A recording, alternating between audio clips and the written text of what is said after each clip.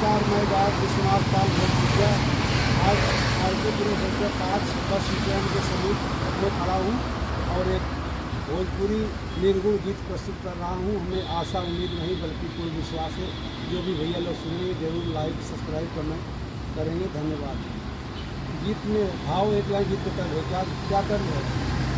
अरे शीतलाई गंगिया के जगावे भैया मलाह उठे गंगा जी कि भैले भोरा बिना सहारा उठे गंगा जी भैले भोरा बिना सहारा उठे गंगा जी। यह तरह की लाइन में कभी भाव दिए क्या दिए। श्रवण कुमार का विलाप है। व्याकुल बाटे तनवा लगला सीन बनावा सुनहे मामा जी। अरे सुनहे मामा जी निकलल चाहेला परनावा सुनहे मामा जी। जो हक बाटे माई बाबू हमारी डहरिया पानी पीना छूट जाई सुनीला शरीरिया कि पानी पीना व्याकुल होइया जननी कतनावा सुनहे मामा जी। अरे सुनहे मामा जी ले जा पानी ही छनावा सुनहे मामा जी। कि जल का मंडल ले जा बचिया जीवनिया और मुहवा से कुछ जानी बोलिया बचनिया।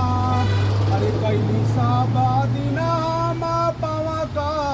पूजनावा सुनहे मामा जी। अरे सुनहे मामा जी जनी बतैया मरली पनावा सुनहे मामा जी। कि तोहरा से बाटै मामा ये मोरा रजिया और बतिया छुपाइली कई दम रजिया। अरे पूरा नाही कई पवली सजला सपनावा सुनहे मामा जी। अरे सुनहे मामा जी रखिया माई पर दियनावा सुनहे मामा जी। छुट्टी नाही मामा डरा तो से करनिया और सही सही बतिया बतैया नदनिया। कितिया था कराई के से मंगे पानी दनावा सुनहे मामा जी।